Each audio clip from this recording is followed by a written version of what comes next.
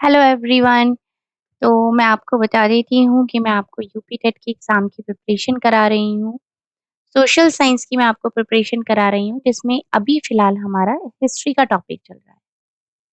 इसके 5 chapters already हो चुके हैं, तो अगर आपने वो नहीं देखे हैं, तो उनका प्लेलिस्ट का लिंक आपको डिस्क्रिप्शन में मिल जाएगा, वहाँ से आप चेक कर सकते हैं। मैंने कंप्लीट सिलेबस भी डिस्कस किया है यूपी टेट का आपके साथ में और अभी जो मैं हिस्ट्री करा रही हूँ, उसका इंडिविजुअल सिलेबस भी मैंने आपके साथ डिस्कस किया है कि कौन-कौन से टॉपिक्स हैं जो हिस्ट्री में आपको कवर करने हैं। आज का जो हमारा मेन टॉपिक आता है, वो है आपका महाजनपद की ओर। अब जन कैसे बनी थी? जन से जनपद कैसे बनी? ये सब आप इसके चैप्टर में पढ़ेंगे। दूसरा आप मगध साम्राज्य के बारे में पढ़ेंगे। सिकंदर ने किस समय पर आक्रमण किया था? मगध साम्राज्य में कौन-कौन से राजा थे? उनका टाइम पीरियड क्या-क्या था? किस सन से लेके किस ईयर तक था? ये सारी चीज़ें ही हम इसमें कवर करेंगे। दूसरा इससे रिलेटेड जितने भी आपके क्वेश्चन आंसर्स हैं, जो आपकी बुक में दिए हुए हैं, वो सब भी मैं आपको कराऊँगी और उससे अलग कुछ एक्स्ट्रा इन्फॉर्मेशन भी है जो आपके एग्ज़ाम के पॉइंट ऑफ व्यू से काफ़ी हेल्प करेगी आपको, तो वो भी हम इसी के साथ ही करेंगे। एक चीज़ और मैं आपको बता देती हूँ कि अगर आप अपने नोट्स बना रहे हैं, तो आप ज़रूर से बनाइए क्योंकि एग्ज़ाम के टाइम पर आपके नोट्स आपको बहुत हेल्प करेंगे। चलिए चैप्टर को स्टार्ट करते हैं। आपका आता है टॉपिक महाजनपद की ओर। अब अगर जैसे हमारे जिला हो गया, डिस्ट्रिक्ट हो गया, उन सबको हम मिला देते हैं तो फिर अलग स्टेट बन जाते हैं, अलग-अलग एरिया जैसे छोटे-छोटे गाँव को हमने मिला दिया, तो वो फिर एक अलग के जी एक एरिया हो गया, उसके अंडर में इतने सारे गाँव आ रहे हैं। तो ऐसे ही छोटे-छोटे जन थे, छोटे-छोटे जन को ही मिलाया गया जब, तब उसको एक जनपद कहा गया। जैसे अगर मैं आपको यहाँ पर बताती हूँ, हाँ जी, छोटे-छोटे इस तरीके से जन थे, इन सबको मिलाया तो इनको मिलाने के बाद क्या बन गए, जनपद मिलकर महाजनपद बन गए। इन सबको मिला दिया तो एक बड़ा बन गया जिसमें ये छोटे-छोटे सब आ गए थे, तो ये हो गया आपका महाजनपद। अब जन से जनपद और महाजनपद। अब जन क्या थे? वैदिक काल में जन एक राजनीतिक इकाई हुआ करती थी। लगभग 600 ईसा पूर्व में महाजनपदों का विकास हुआ था और उस समय वैदिक काल के जो जन का स्वरूप बदल गया था और जनपद से महाजनपद बन गए थे। पहले जन थे, जन से जनपद बने और जनपद के मिलने के बाद वो महाजनपद बन गए। ठीक है? अब ये कैसे हुआ था?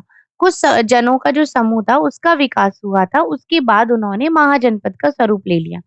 अब क्या हुआ था कि छोटे-छोटे से जो राज्य थे, वो सबसे एक-दूसरे की तुलना करते थे। तुलना करने में एक दूसरे से आपको बड़ा होना है। अब जैसे कुछ जनपदों के क्षेत्र बड़े थे और दूसरों कुछ ज़्यादा शक्तिशाली होते थे। तो ये जो जनपद थे, वो महाजनपद कहलाए, जो बहुत ज़्यादा शक्तिशाली होते थे दूसरों की तुलना में। अब 600 ईसा पूर्व में 16 महाजनपद थे। टोटल कितने महाजनपद थे? 16 महाजनपद थे और इन जनपदों में से 14 में राजतंत्र और 2 में गणतंत्र था। अब राजतंत्र क्या होता है? अगर हम राजतंत्र की बात करते हैं, तो राजतंत्र होता है या मतलब राजा का राज। मतलब एक राजा का राज हुआ, उसके बाद उसका बेटा हुआ, फिर उसका राज हुआ, फिर उसका बेटा हुआ, फिर उसका राज हुआ, उसका बेटा हुआ, फिर उसका। जो वंशानुगत पीढ़ी दर पीढ़ी जो राज करते रहते थे, उसको राजतंत्र कहते हैं। दूसरी बात आती है गणतंत्र। गणतंत्र हो गया एक तरीके से डेमोक्रेटिक कंट्री जैसे कि हमारी भारत है अभी। मतलब वहाँ पर भी आप जनता का राज है। जब गणतंत्र मतलब आपका जनता का राज। ठीक है? दोनों पॉइंट समझ में आ गए राजतंत्र और गणतंत्र। अब इसके अलावा कुछ गणराज्य और भी थे, जिनका प्रशासन भी गणतंत्रीय ही था। जैसे इसमें कौन-कौन से आते हैं जो कि जहाँ पर जनता का राज हुआ करता था, वो थे आपके कपिलवस्तु के शाक्य, वैशाली के लिच्छवी, पावा के मल्ल, इस तरीके थे। अब राजतंत्र में जो शासन का प्रधान होता था, वो वंशानुगत राजा होता था, जैसे मैंने आपको अभी बताया। और अगर हम प्राचीन काल के गणतंत्र शासन की बात करते हैं, तो वहाँ की जो शक्ति होती थी, शासन की जो शक्ति होती थी, वो संपूर्ण जनता के हाथों में ना होकर एक कुल के हाथ में या किसी विशेष व्यक्तियों के हाथ में होती थी। आज की डेट में तो अगर हम अपने भारत में देखते हैं, तो पूरी जनता के हाथ में शक्ति है, गणतंत्र है। लेकिन उस समय में प्राचीन काल में जो गणतंत्र का मतलब हुआ करता था कि एक कुल हो गए, एक वंश हो गए, गण हो गए, उनके प्रमुख व्यक्तियों के हाथों में उसके शासन की शक्ति हुआ करती थी, ठीक है? अब महाजनपद से अगर हम साम्राज्य तक की बात करते हैं, तो हमने जैसे बात करी थी हमारे 16 महाजनपद थे। 16 जनपदों में से 4 बहुत ही ज़्यादा मेन और इम्पोर्टेंट थे। अब इनसे आपको मैचिंग में पूछा जा सकता है कि कौन-सा महाजनपद कहाँ पे रहा। जैसे कि सबसे पहले अगर हम मगध की बात करते हैं, तो मगध आपका मुंगेर में रहा। कौशल की बात करते हैं, तो वो हुआ आपका फैज़ाबाद में। वत्स आपका इलाहाबाद और अवंती आपका मालवा में। प्रशासन हो गया, समाज हो गया कि लोगों के जीवन में बदलाव, वो कब आए थे? महाजनपद काल में जब राजा की शक्ति बढ़ गई थी। मतलब आपका प्रशासन हो गया, आपका समाज हो गया या वहाँ पे रहने वाले जितने भी लोग थे, उनके जीवन में, उनकी लाइफ़स्टाइल में जैसे-जैसे चेंजेज़ आए, वो तभी आए जब वहाँ के राजा जो महाजनपद काल में था, उसकी शक्ति बढ़ी थी। अब वह एक अति विशिष्ट व्यक्ति बन गया था और समाज का रक्षक था। उस टाइम पे राजा का रोल क्या था? राजा का रोल उस टाइम पे समाज का रक्षक था। उसकी जो मेन रिस्पॉन्सिबिलिटीज़ हुआ करती थी, वो दुश्मनों से प्रजा की रक्षा करना, राज्य में शांति व्यवस्था बनाए रखना, कल्याण और न्याय करना। ये उसकी सारे मेन रिस्पॉन्सिबिलिटीज़ थी जो वो अपनी जनता के प्रति निभाता था। अब शासन के कार्य के लिए उसको बहुत सारी मदद की भी ज़रूरत होती थी जिसके लिए वो अधिकारी और कमर कर्मचारी भी नियुक्त करते थे। अब उसमें क्या होता था जैसे कि राजाओं की प्रकृति होती है कि उनको अपने राज्य को बढ़ाना है। बड़ी-बड़ी सेनाएँ भी उन्हें वो इसलिए रखते थे क्योंकि जो राजा होता था वो सेना का मेन कैंडिडेट होता था, सेना का प्रमुख होता था। राजा ही उसको गाइडेंस देता था या राजा ही युद्ध में सेना किस तरीके से संचालन करेगी वो राजा ही करता था। अब जो राज्य की आय हो गई, अब इन सब के लिए भाई पैसा भी तो लगेगा ना, वो कैसे होगा? तो जो प्रजा थी, उससे टैक्स लिया जाता था और उससे ये सारी चीज़ें पूरी होती थी। कुछ तो टैक्स के थ्रू होता था। दूसरा ये जब अपना व्यापार करते थे, सब वस्तुओं को खरीदना है, बेचना है या सड़कों पे व्यापार की जैसे काफ़ी वृद्धि होने लगी थी उस समय पे, तो उससे भी थोड़ा-सा पैसा आता था। अब अगर हम बात करते हैं तो ईरान हो गया, मध्य एशिया, दक्षिण पूर्वी एशिया से जो व्यापारी थे वो भारत में आते थे। जैसे शिल्पकार हो गए या व्यापारियों ने व्यापार के विकास के लिए समूह और संगठन भी बनाए थे। तो ये सारे तरीके थे जिससे जैसे-जैसे पैसे की वृद्धि होती थी। अब फिर शहर बन गए। अब शहर बन गए तो अब शहरों का जीवन, शहरों की लाइफ़स्टाइल किस तरीके की होती थी। अब इस युग में पहले की अगर हम बात करते हैं तो बहुत सारे चेंजेस हुए थे। जैसे कि शहरों का विकास हुआ था। अब इनमें क्या होता था, इनमें शिल्प केंद्र हो गए, व्यापारिक केंद्र हो गए, जो राजधानियाँ होती थी उनके आस-पास ये सारी चीज़ें डेवलप होने लगी। स्टार्टिंग की अगर हम बात करते हैं तो कुछ गाँव भी ऐसे थे जिनमें कि ये कार्य बहुत ही स्मूथ तरीके से चलता था। धीरे-धीरे ये जो शिल्पकार हुआ करते थे ये एक स्थान पर रहने लगे थे। पहले क्या होता था अलग-अलग रहते थे। अब एक जगह पर रहने लगे तो वही स्थान गाँव और शहर के रूप में बदल गया। अब जैसे ये शिल्पकार हो गए, एक स्थान पर रहना, काम करना इन्हें इसलिए भी पसंद था क्योंकि जो इन्हें कच्चा माल मिलता था, उससे जो भी ये चीज़ों को तैयार करते थे, तब उन्हें वो बेचते थे, तो उनके लिए वो काफ़ी कन्वीनिएंट था, काफ़ी ईज़ी रहता था। अगर पिता ने कोई चीज़ स्टार्ट करी है, तो वो पुत्र भी सीखता था और फिर वो उसको उसी व्यापार में लग जाता था। अब अलग-अलग भी इसमें क्या था, अलग-अलग कैटेगरीज़ बनाई गई। जैसे इनका जो काम होता था, वो इनका स्टेप बाय स्टेप वंशानुगत पीढ़ी दर पीढ़ी चलता चला गया, जिससे समाज में बहुत ही ज़्यादा जटिलता और कठोरता भी आ गई। अब अब अगर हम बात करते हैं, तो इसमें देखते हैं कि इसमें कौन-सी ऐसी कैरेक्टरिस्टिक्स थी, जो कि शहरों में होती थी विशेषताएँ, ये गाँव में नहीं होती थी। तो इसमें हम जो पढ़ने वाले हैं, वो है सबसे पहले आपका मगध साम्राज्य। अब मगध साम्राज्य में क्या था कि जितने भी छोटे-छोटे राज्य थे, उनमें एकता नहीं थी, मतलब एका नहीं था। एक राज्य दूसरे राज्य से अधिक शक्तिशाली बनना चाहता था, इसलिए वो क्या करते थे, वो आपस में लड़ाई करते थे। अब छोटे जो राज्य होते थे, वो बड़े राज्य छोटे राज्य को हड़पते चले जाते थे और अपने राज्य को बड़ा करते चले जाते थे। जैसे बड़ी मछली हो गई, वो छोटी मछली को खा लेती है। इसी तरीके से स्टेप बाय स्टेप ये सारी चीज़ें चल रही थी। अब इन्होंने बहुत सारे और भी तरीके ये अपनाते थे दूसरे राज्य को अपने राज्य में मिलाने के लिए। जैसे कि मित्रता कर ली, अपनी बेटी की शादी वहाँ कर दी या उनके बेटे की शादी अपने यहाँ कर ली, इस तरीके से कर दी। संधि कर लिया या फिर अगर इन सब से भी बात नहीं बनी तो डायरेक्टली आक्रमण ही कर दिया। तो इस तरीके से ये तरीके अपनाते थे अपने राज्य को दूसरे राज्य में मिलाने के लिए। इस तरीके से राज्य मिलते चले गए और जो मगध साम्राज्य था वो सबसे शक्तिशाली साम्राज्य बन गया उस समय का। ठीक है? अब जो साम्राज्य था, साम्राज्य कैसे बना? साम्राज्य कब बनता है? जब राजा अपने राज्य की सीमा का अत्यधिक विस्तार कर लेते हैं, तो उनका जो राज्य होता है उसको साम्राज्य कहा जाता है। ठीक है? अब अगर हम छठी शताब्दी ईसा पूर्व की बात करते हैं, तो नंदों के साम्राज्य की स्थापना तक मगध में 3 राजवंशों का शासन हुआ था। पहला इसमें आ जाता है आपका हर्यक वंश, दूसरा इसमें आ जाता है आपका शिशुनाग वंश और तीसरा इसमें आता है आपका नंद वंश। जो नंद इनका जो शासन काल था, ये कब तक रहा था? ये आपका रहा था 220 वर्षों तक। जो आखिरी राजा थे नंद वंश के, वो थे आपके घननंद। और इन्हीं के टाइम पर सिकंदर भारत में आया था। इन्हीं के टाइम पर कौन था जो भारत में आया था?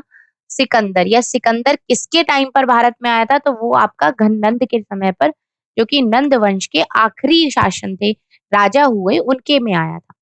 अब मगध साम्राज्य के शासकों ने अपने साम्राज्य के और अधिक विस्तार की नीति अपनाई।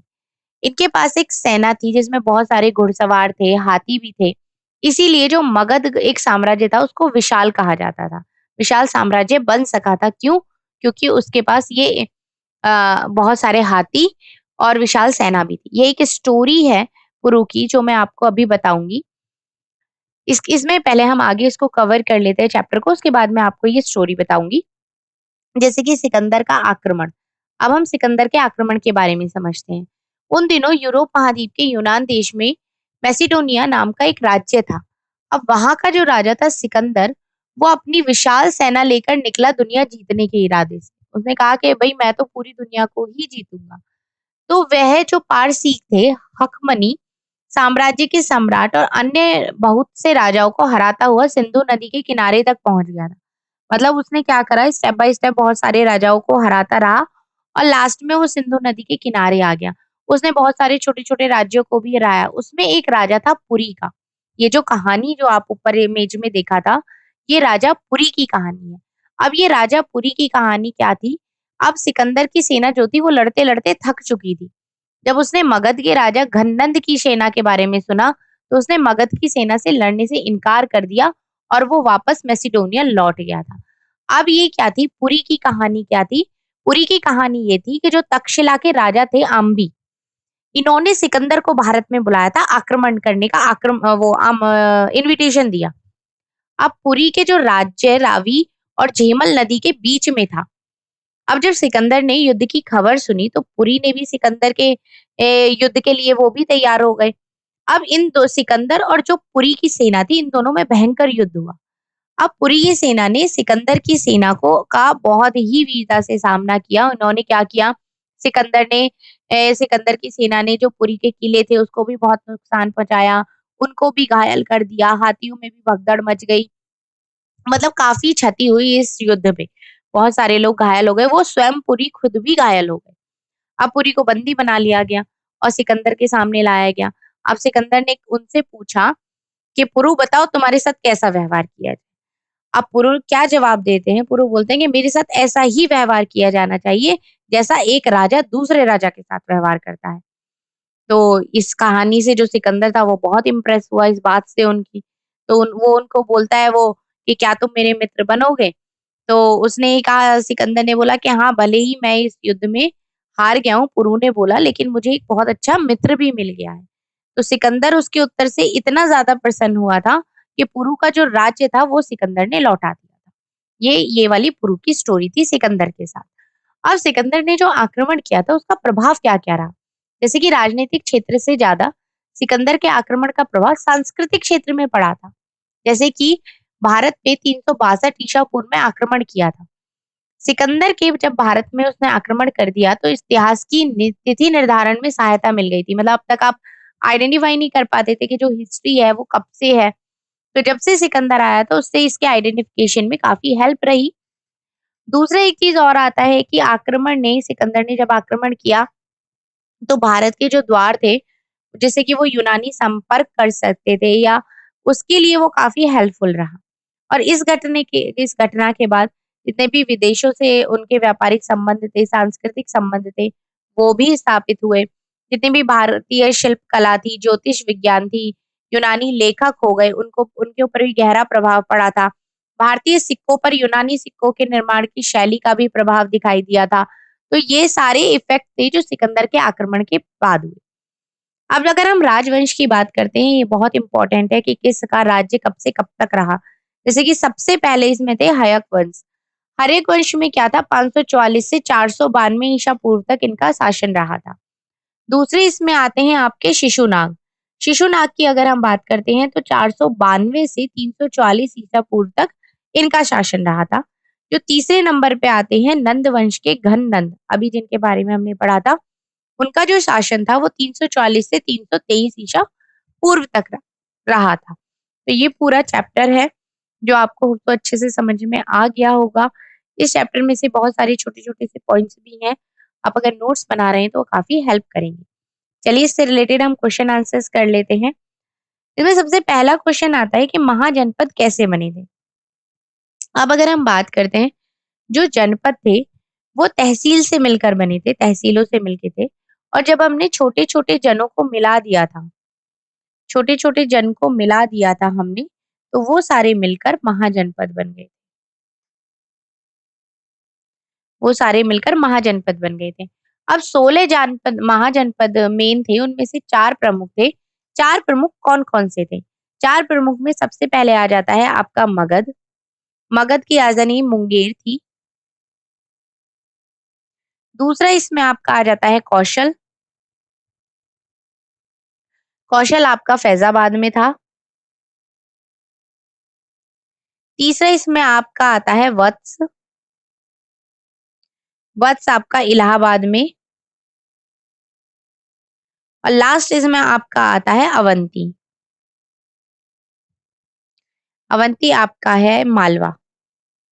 ये आपको याद रखना है कि कौन-सा कहाँ पर था, ये मैचिंग में पूछा जा सकता है।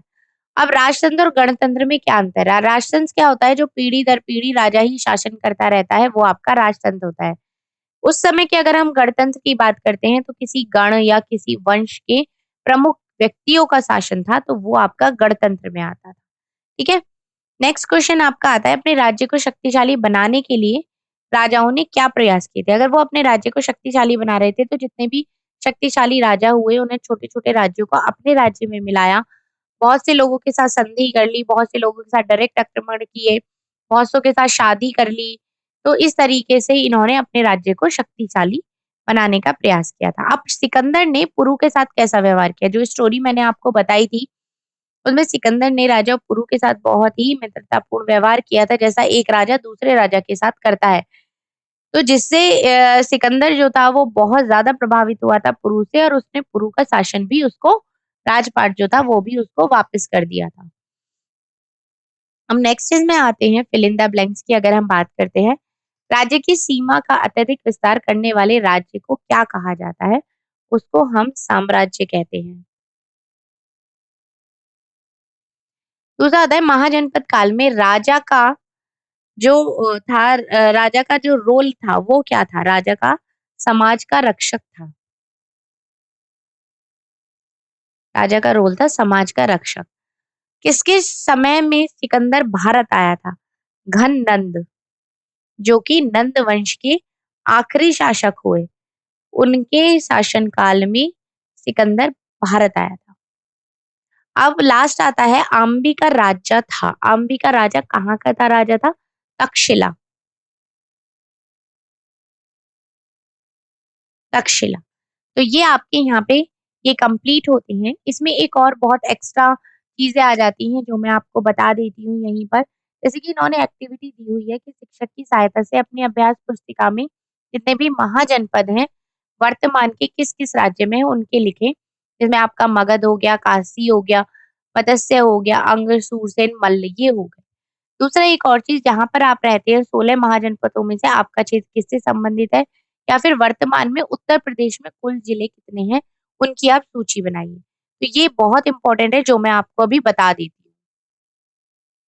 ये यहाँ पर आप देख सकते हैं, ये आपका लिस्ट है, ये हो जाता है आपका महाजनपद। महाजनपद मॉडर्न एरा और उसकी कैपिटल क्या-क्या है। जैसे कि आपका अंगा हो गया डिस्ट्रिक्ट मुंगेर में आता है, भागलपुर में, बिहार में और उसकी जो कैपिटल है वो है चंपा। उसके बाद आपका आता है मगधा, जो कि डिस्ट्रिक्ट ऑफ पटना में है, गया में है। उसके बाद आता है आपका वज्जी, मल्ला, काशी, कोसाला, बस्ता, छेदी, कुरु, पंचला, अ, शुरासेना। तो उस ये आपके हैं टोटल 16 महाजनपद, जिसमें आपका आता है मत्स्य, अवंती, आशमका, गांधारा और काम्बोजा। उसके साथ-साथ ये इनकी कैपिटल भी है, राजपुरा हो गया, तक्षशिला हो गया, पाटली हो गया, नॉर्थ अवंती हो गया, विराटनगर हो गया। तो ये सारे जो हैं ये काफ़ी इम्पोर्टेंट हैं।